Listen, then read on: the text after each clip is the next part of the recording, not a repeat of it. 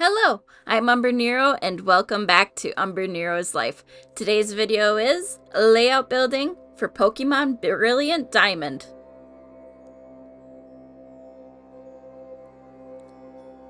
It's time to make another layout for my gaming channel, and we're going back to a game I have actually never finished. So I have played the games for a long time, and Generation 4 was originally when I stopped playing back on the DS. I didn't even have a DS until Generation 6, I believe. 6. So, when this came out on the Switch, I'm like, alright, I'll try it. I only got so far and then I got bored. So, I decided I'm gonna play it again, this time for the channel. And that means making a layout like usual. So, this is the entirety of building the layout for this game. I will admit, I was having so many technical issues that it was driving me crazy, but it happens. So the Brilliant Diamond cover was kind of blue, sparkly, stuff like that. And I'm like, alright, I know what I want to do for the general background. I don't want to make this too flashy here, because when I edit that series, I have a whole plan for what I want to do, so that'll happen then. But I needed my base for where my game is going and some other little elements that I want to keep track of for this series.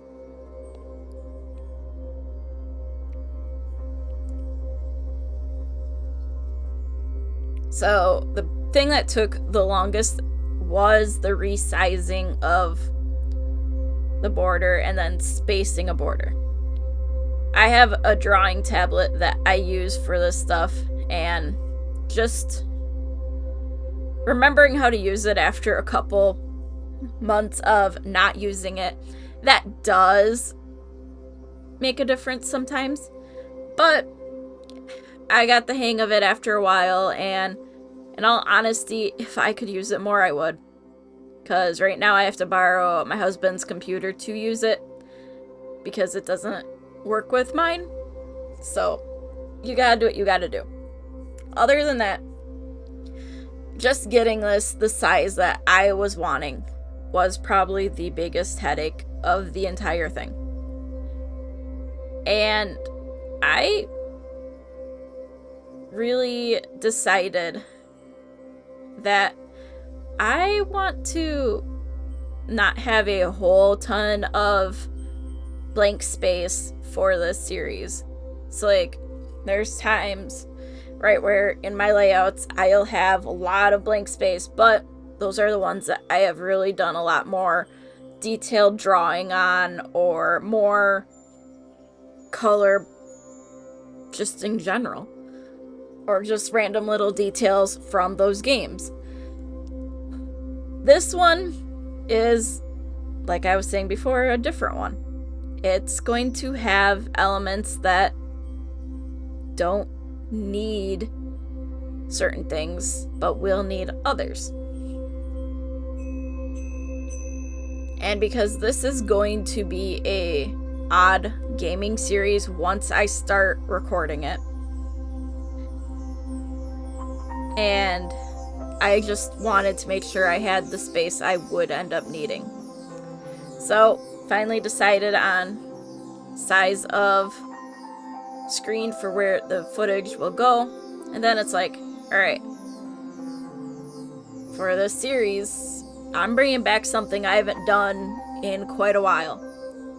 I'm bringing back like a little team layout, so where I'm going to put the team I have for the game. And I was just having issues here, just trying to figure out why are these not cooperating with me. I was having a day while doing this, because the game is Brilliant Diamond. I wanted to have diamonds as little placeholders. The problem was I kept drawing them too high up and I was not able to select them. So, after a little bit of trial and error, I got it to work again.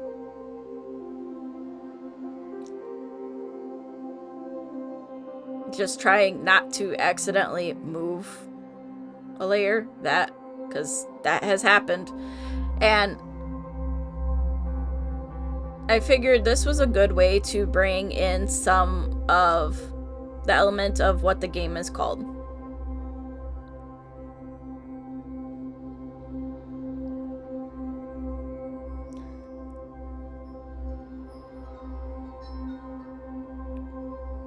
And yes, I was using my drawing tablet for a lot of this because it was easier to do it. And I decided I'm going to do 6 diamonds on the right edge here, just to represent what our team is going to be. And it's like, well, I could do the badges, I could go all of that. It's like, I don't want to. We're just going to do this. Because I have enough going on with this game as it is that I really do not want to add too much extra chaos than what I'm already adding. And then the next biggest pain for me was now going through here and spacing them nicely so that way they weren't too far apart, they weren't too close to one edge versus the other. I got very picky about how I wanted this done, and I was literally going pixel by pixel to adjust this. But that's something that happens. And I can't even say how many times I start moving the next one and accidentally move one that was fine, and it just happens.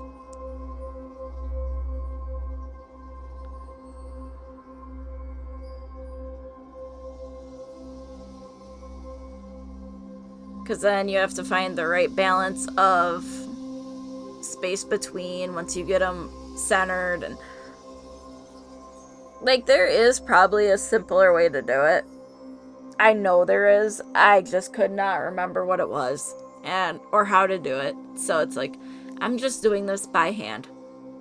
And I rather do it by hand because I like the feeling of I did this myself. I didn't need to rely on technology to do this for me. I'm one of those old school people where it's like, give me a pen, or in this case, a stylus, and I will figure this out how to do physically because I want it to be perfect to my standard, which I don't like things being perfect, but I wanted this to be as even as I could make it. Because once I started remembering my little tricks and how I used to make things go a little quicker, it did start to pick up in speed. But like I was saying, this was a very easy layout. And yes, I kept the colors simple while I was doing all of this because it didn't need to be overly complicated, especially while doing this part. If I was doing more of a gradient background or actual drawn elements, that would have taken a lot more time. But because this one was pretty simple, I didn't have to do as much.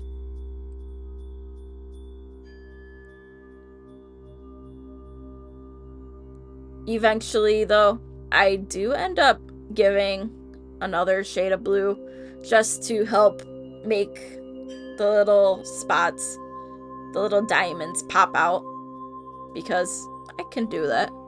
I can make things look nice and everything.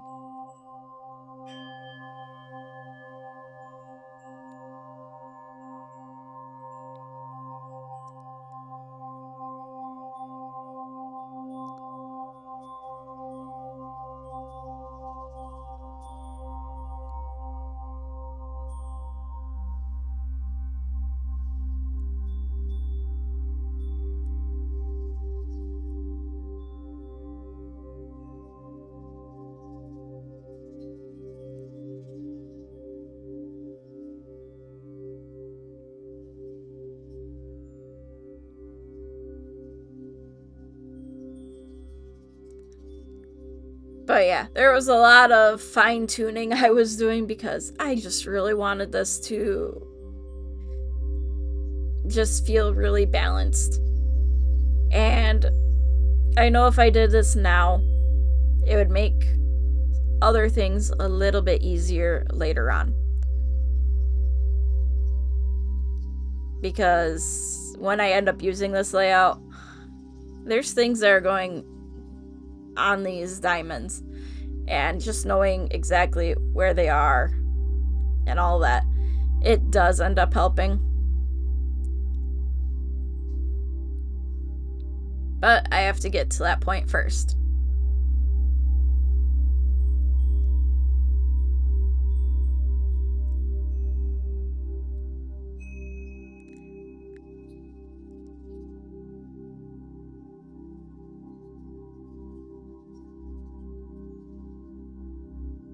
And yes, I was still doing a little bit of fine tuning here because I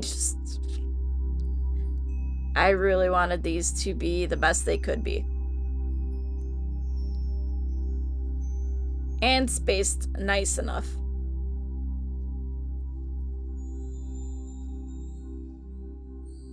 Because I know some people go, oh, you'd never use math once you're done with school and all of that. And it's like, well, depends on who you are.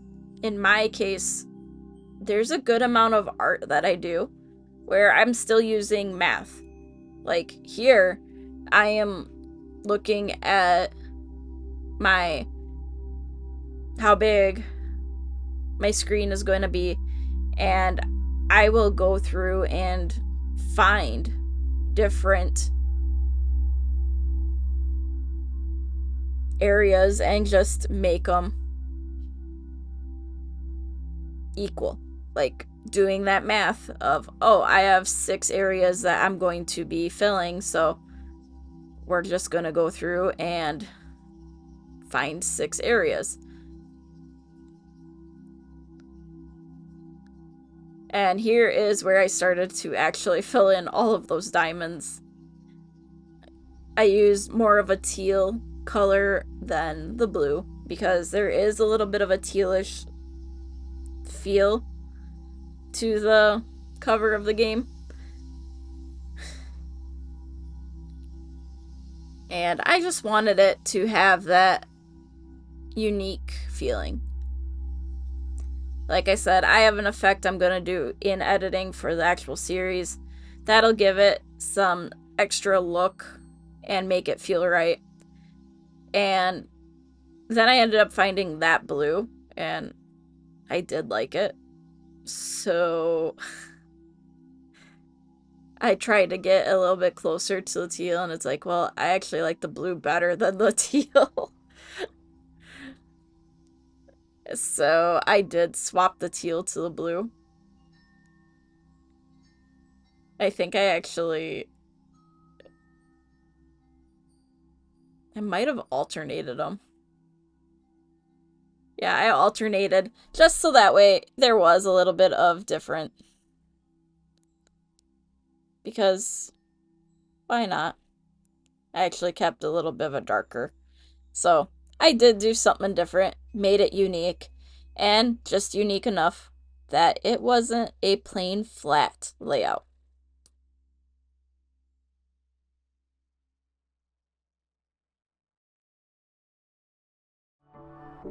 So, thanks for watching, and if you could like and subscribe, it would be greatly appreciated. Again, thank you for watching, and until next time, I am Umbrenero. Bye!